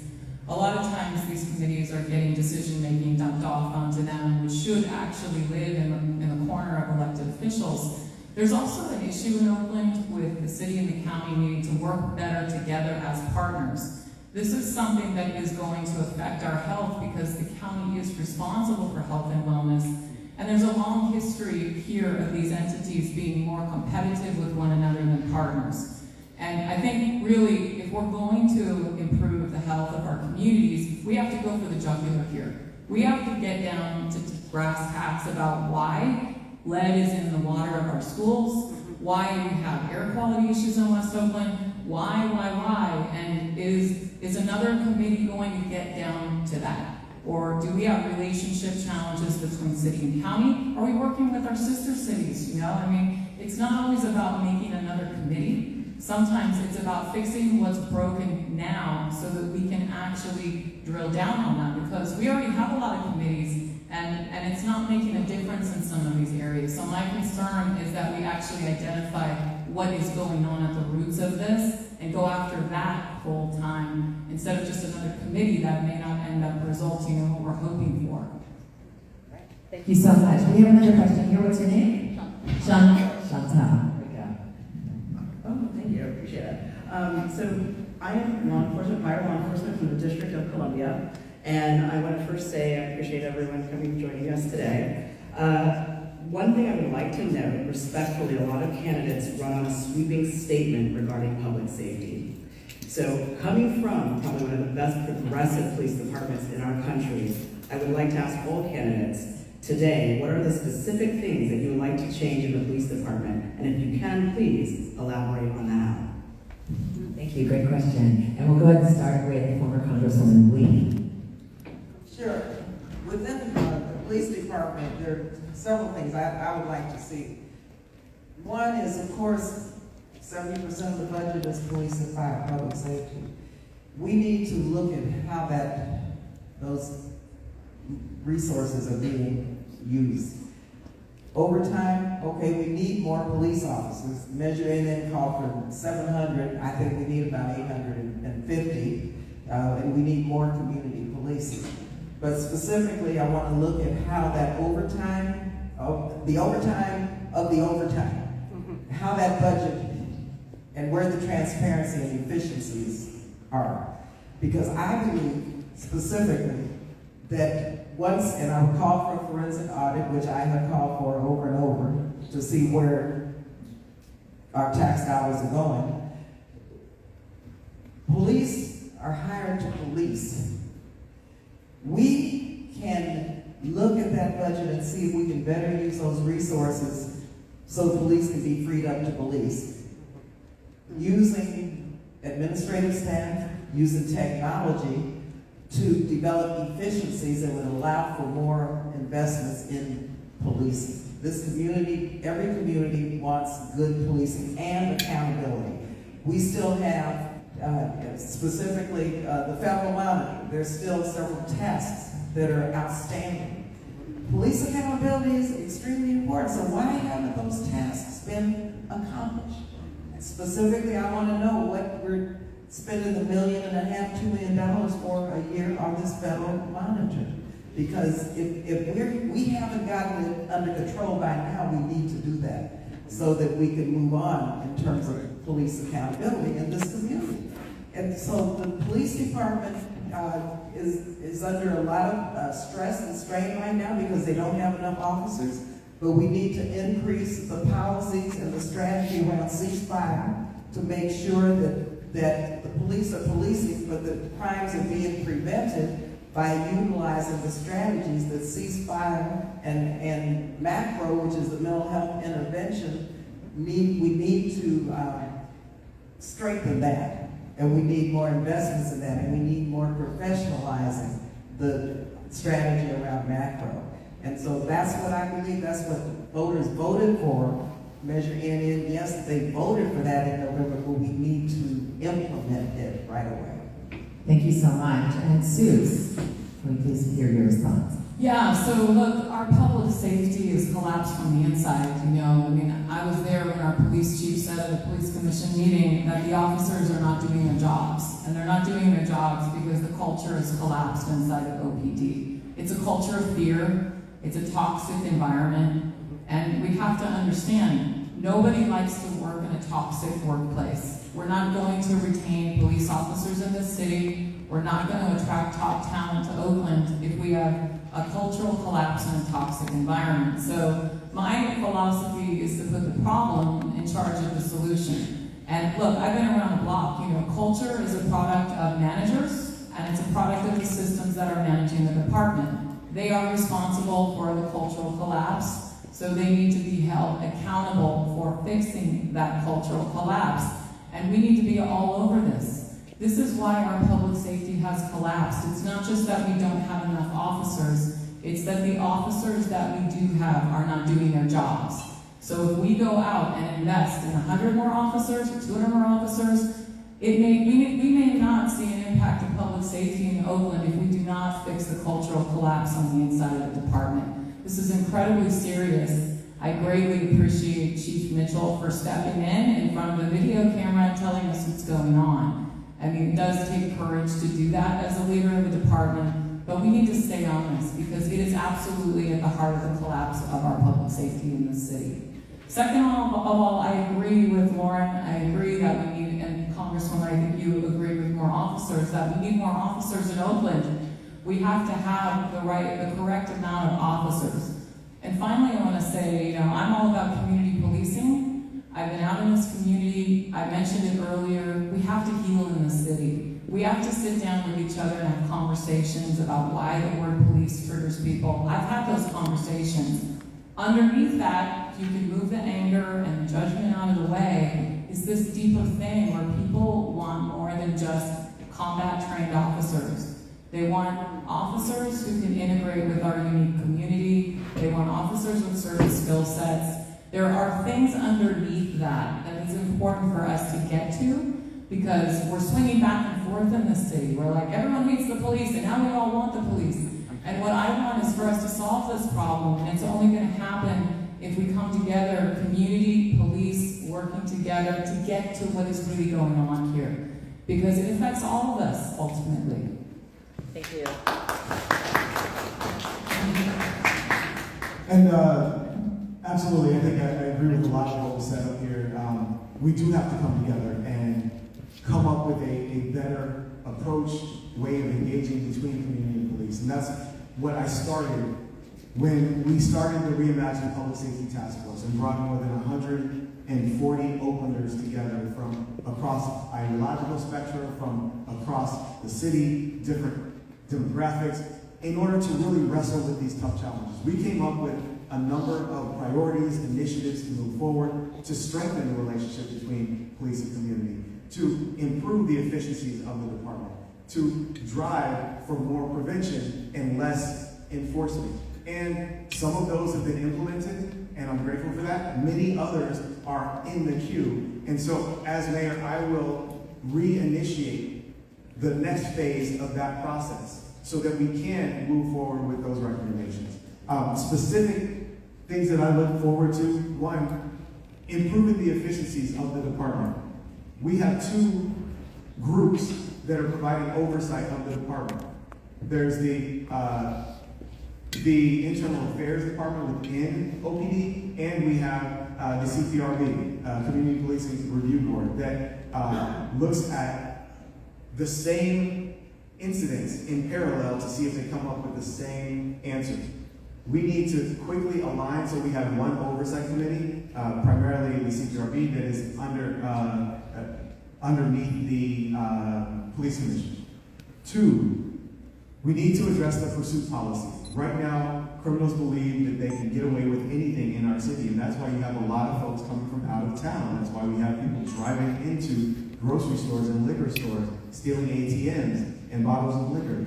We need to be able to show that we will pursue you, but in a smart way. If not with an officer behind you in a car because that's reckless and creates harm, then with drone technology, with surveillance technology, or just by following people based on evidence and having a strong investigations unit that we are supporting and driving the outcome so that we have more than a 5% solve rate on violent crime. If you only have 1 out of 20 crimes that are being solved, of course, this is the place to opportunistically take advantage of it. Also, we have to look at 911 response times, increasing that. A lot of that has to do with how our HR system works. If it takes 9 months to hire somebody and then another 6 months to train them, who's going to stick around for that job or that opportunity? And as we see the revolving door, these are taxing jobs, whether it's dispatch or OPD. And so, of course, folks are looking, how do I get a better quality of life? And they're vulnerable to being poached by other agencies. We can no longer be the training ground for everybody else's police department. We've got to do better at retention as well. A few other ones on my website for improving public safety and a lot of details there as well. Thank you so much, Loren Taylor. We have a few questions, so we're going to try and get to as many as we can, and that includes a 2-minute response now from the candidates, so we can get to your questions as well as your closing remarks. And I'll go ahead and turn it over to Kathy Leanne, who has a question. Perfect. We do have Marilyn, and she has a question. Thank you. Thank you all for being here. And so everyone has specific expertise. All of you, particular things that you are focused on. My question to all of you is, if you don't win, how can you contribute your expertise to the winner? That's a very good question. We will start with BarbaraLee, please. Yes, please. Yeah, well, listen, first of all, it's important to know, if you don't know, we know that public service is in my DNA. And I'm going to do whatever I can do with whomever, from whatever platform, to make life better in Oakland, California for everyone. I appreciate that question because it's very important, I think, for everyone to know that, at least for BarbaraLee, my campaign is a campaign that's based on the issues, based on a positive vision for Oakland, and I would never, ever engage in negativity in a negative campaign because you must work with those who you want to work with and should work with, whether you win or lose. And so I'm ensuring you that my campaign is going to be based on whoever wins, that I will be able to work with whomever to make this city better and to make life better for everyone in this community. I like that. Thank you very much. Suze Robinson, please. Yeah, thank you for asking that question. It's one of the things I love the most about Oakland is I think we're all here for Oakland. I believe BarbaraLee is here for Oakland. I believe Loren Taylor is here for Oakland. I know I'm here for Oakland. And I know all of us, all of you all are here for Oakland today, so to me it's not even a question, We have neighbors, community members that are suffering because of what's happening in this city. Small business owners, people we love and care about, We're here for this city through and through, and I'm going to step up for Oakland. I've been stepping up, and certainly Loren and Congresswoman Lee have also spent their whole life stepping up. So I appreciate that question because I think it really underscores the power of this community, which my experience with the LGBTQ plus community is this community. It's a community that opens the door, steps in during a crisis, and steps it up. So thank you so much. Much. And Loren, Mr. Loren Taylor. Yes, I similarly want to acknowledge my fellow candidates who are here. I do believe that we all have Oakland in mind, in our hearts, as far as what we're trying to do. And it's not easy to step up as a candidate. It's not easy to put yourself out there for scrutiny, full scrutiny. With that respect that I have for everyone here, I will continue, as I have my entire adult life, to contribute to our Oakland community and to be available to help lift our entire city forward, empowering those most at risk. From when I started as a PTA president for my kids' school here at Oakland Unified, working on the board of the West Oakland Health Council, starting a Boy Scout troop for Black young men so that they could get some of the skills and benefit of the scouting program and other community investments that I've been a part of. I will continue that work regardless.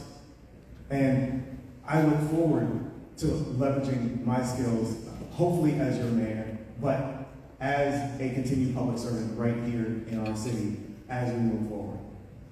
Thank you. Thank you so much. We have a question right here. What's your name?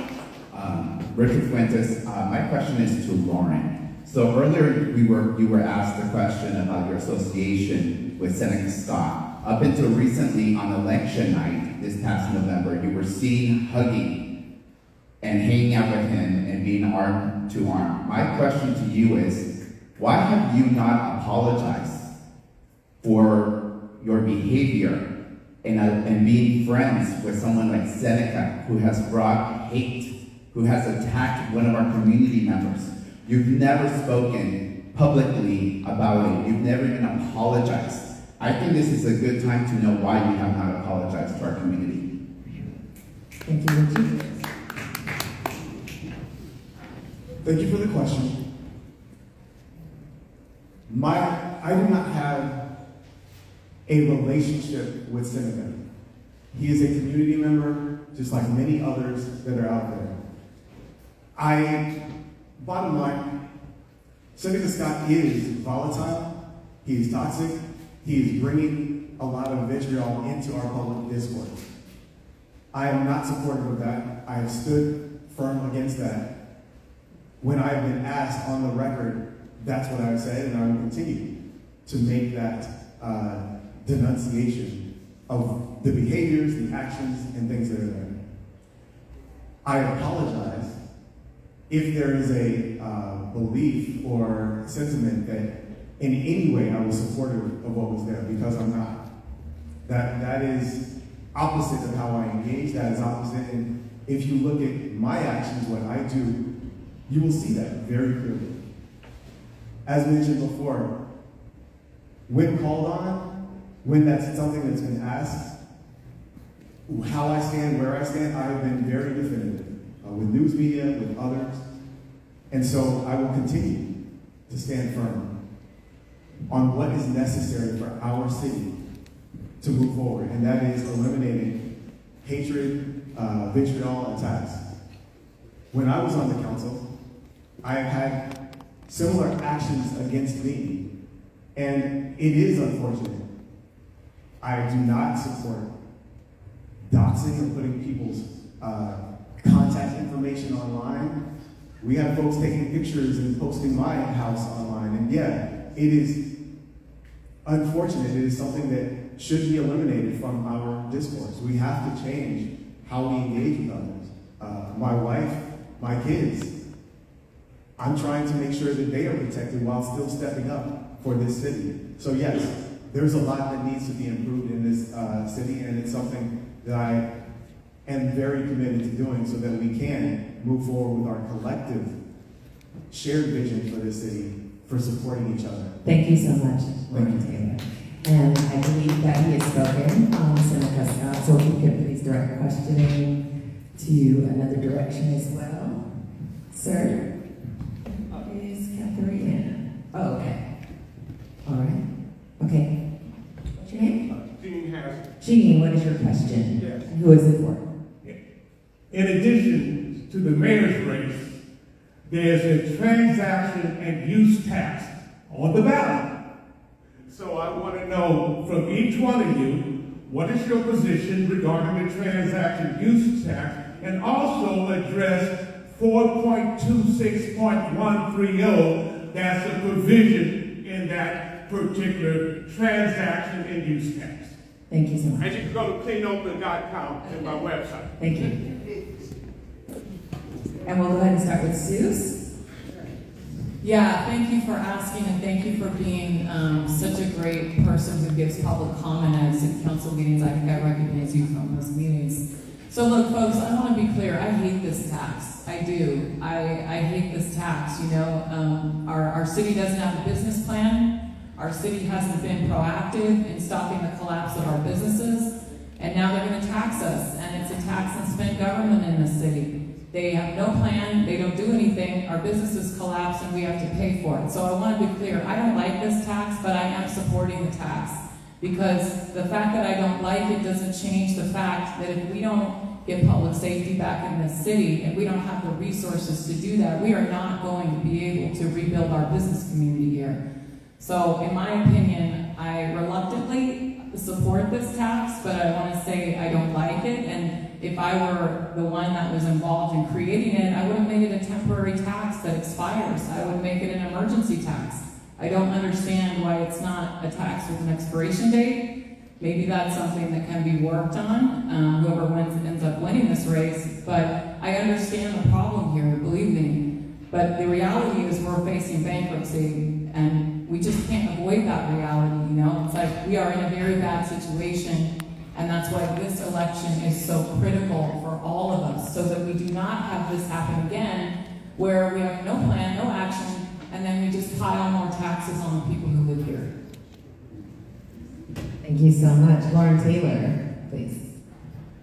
I similarly am supporting this tax with my nose held, because it's not well designed, but we are in a financial crisis.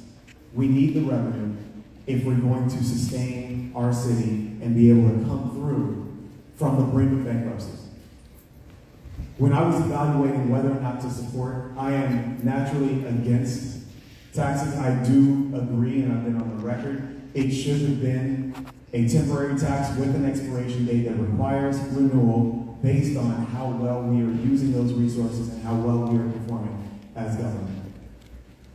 Since this is what we have and the choice that's there, I think I would prefer that we have the revenue than not. And part of my calculus was that a half-cent sales tax, I don't see it changing people's spending behaviors to have them spend their money 2 cities over, especially given the fact that our neighboring cities have equivalent tax rates.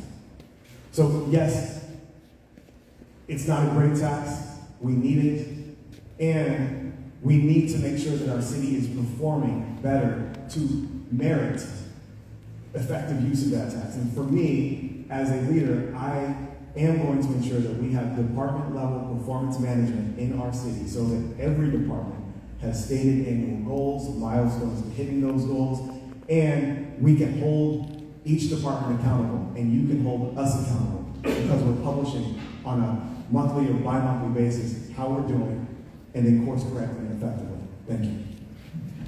Thank you. Yes, I support this tax measure that's going to be on the ballot, because I've said over and over again that given our budget crisis, we have to have a balanced and comprehensive approach to our budget. One of those approaches is raising revenue. This tax will allow us to raise X amount of dollars, between 20 and 30 million in revenue. However, we have to find additional revenue. We have to look at our departments and find efficiencies, and where there's waste and where there's fluff in the departments. That's another measure that we have to ensure. Also, we must make sure that collections are engaged in, because after COVID, we downward spiral on collections and outside investments. So this is not just a tax measure that's going to solve our budget crisis. We have to have a balanced, comprehensive approach to the budget, and I believe that this is one step forward. We though need to make sure, finally I'll just say that, you know, everything is on the table when we talk about our budget. And of course, the last resort would be cutting jobs, because jobs provide services to the residents. And so if a tax will help us minimize layoffs and services, then this is something we have to embrace and look at a balanced and comprehensive approach to revenue raising for our budget to keep us, to get us out of this budget deficit. Thank you so much. Okay, thank you so much. And we are going to probably take about 2 more questions, and then we're going to give the candidates an opportunity for their closing remarks. So, okay, so we do have David. David, thank you very much. Hi, first I do want to acknowledge, thank you, Ms. BarbaraLee, for your many years as a Congresswoman and bringing speaking truth to power. My name is David Johnson. I'm born and raised in Oakland. I'm a teacher, educator, and performer, working 3 teaching jobs. This is a question for everyone on the panel. You guys talked about housing, affordable housing, which has been a conversation for many, many, many years, but also the question of housing discrimination. And as someone like myself that has also experienced housing discrimination, the many levels of it. So one example is when the buildings are ready to go and allow applicants on these applications, and sometimes in interviews, people are denied housing because they don't fit the income bracket, or you don't make enough or qualify. And I'm wondering, how will you address this if we're dealing with a huge community in Oakland that is houseless, and people who, like myself, work 3 jobs in order to make ends meet? Thank you. So we will start with Loren. Maybe you start with answering that question. Yes, that's a huge challenge in terms of how people get into the units, the affordable housing units that we have. On the council, I had the privilege and opportunity to bring funding for initial startup expenses for people to get housed as a pathway into sustained housing. In addition to providing resources for legal services and legal support for those who are potentially at risk for being evicted or having spurless lawsuits or evictions coming their way. We have to be able to support the onboarding into housing, the funding, bringing the funding for that, and to keep people from being evicted and pushed onto the streets as much as possible. Studies show that when they have legal representation, we are able to reduce the eviction rates by significantly, more than 50%. And so that's absolutely a critical part of that role. The other thing I want to emphasize is that too much of our focus in housing development and getting people housed is on creating more rental opportunities. We need to create more homeownership opportunities. And that's why I'm supportive of taking the investments into rental housing and pushing those to condominium and other types of housing where we can have, again, another type of affordable option for people to purchase build equity, have long-term sustainability beyond just paying somebody else's mortgage. Thank you very much. And we will go next with Susan. Yeah, this is a great question. You know, I've worked in the inclusive economy work for a long time. It's also hard to say why and how discrimination happens. Sometimes they'll tell you it's a reason, but it could be another reason. So making sure that we have good policy in place that eliminates unconscious bias and other reasons why people might be declined, but then you're told it's a certain reason. The simple matter is we don't have enough housing, and I think that with this community especially, we need to look into LGBTQ plus affordable housing clusters. This is something that we're seeing in Pennsylvania, Pittsburgh, and Detroit just launched one of these, and that opens up more opportunity for this community specifically, and it could actually be something that's fundable because we do have a very large community in the region. And it could be possible to create some kind of affordable housing fund specifically for the LGBTQ plus community. And that will help out maybe people like you, but also the issue brought up earlier with LGBTQ plus youth. Sometimes they just don't feel comfortable being put in housing with everyone because discrimination does happen there. And so there's this whole thing about safe housing for this community, the LGBTQ plus community. So I think that's a model we need to duplicate here in Oakland, and I think that we could scratch up the funding to start that, to get that going. Thank you very much, and may you please speak on that, BarbaraLee. Thank you. Well, racial discrimination is alive and well in Oakland. It's alive and well throughout this country, and of course with this new administration, our fair housing laws are at risk. And that's incumbent upon the city of Oakland specifically to have the strongest fair housing laws and regulations on the books, because we won't have the protections of the federal government. And so as mayor, I would want to make sure that we lawyer up and make sure that our laws are as tight as they can be to prevent racial discrimination. Secondly, we do need to make sure that the unconscious bias where people will deny a person the ability to rent a property for a variety of reasons. And so we need to have that as part of our evaluation as we look at fair housing laws. But also, it costs a heck of a lot to rent. First, last month's rent security deposit. At the federal level, I introduced the Deposit Act with our low-income housing groups. I want to bring that here to Oakland, where we have a revolving fund for first and last month's rent and security deposit, because oftentimes that's $10,000 to $15,000 in Oakland. So why can't we establish, through again public partnerships, a deposit revolving fund so people can access first and last month's rent and security deposit, pay it back when they move or over a period of time, and that would provide access for affordable housing, affordable rents. If you can pay your rent, but can't pay first, last month's rent security deposit, oftentimes you're denied access, and then if you're black, and then if you're LGBTQ plus, you name it, if you have a child, you know, there are layers of discrimination. So I think we need to deal with all of the different layers and try to have a city that's inclusive for all.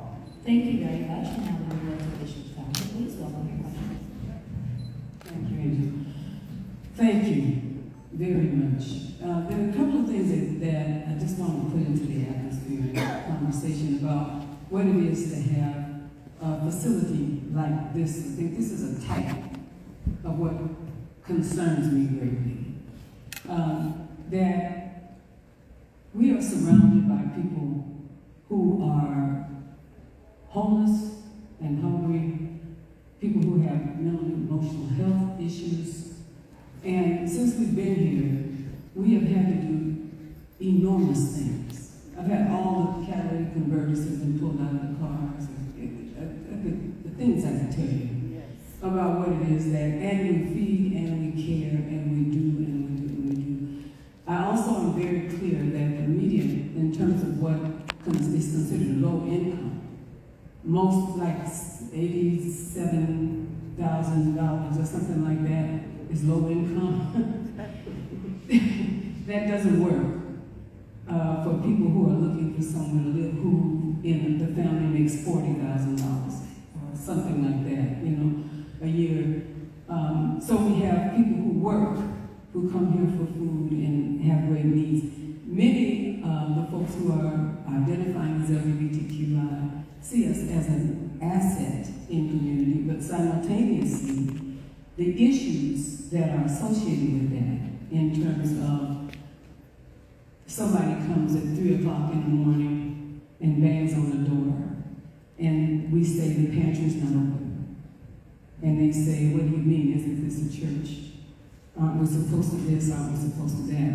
I'm saying that to say it is an incredible struggle to be able to do what needs to be done in this current time. And I'll give you a case in point of having someone come to the property and put themselves to sleep. If you drove up just now, there was somebody that was zipped up in a bag.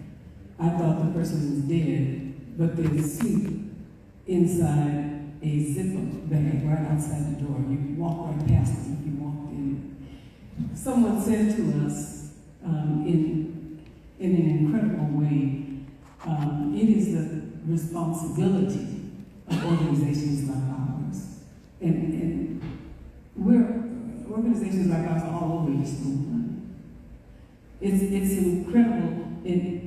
But it's important, essentially, for us to make ourselves available. So here is the heart of what I'm saying. When we have done everything that we've talked about, and the housing, the jobs are consistent with what is considered moderate income, which is like $86,000 now. What is the number now? It's 60,000 single, and it's like 75 or 80 for two. Okay, for 2 people. Yeah. And we know these folks aren't anywhere close to that. Yeah. When we do all of what it is we talked about, where are they going to go?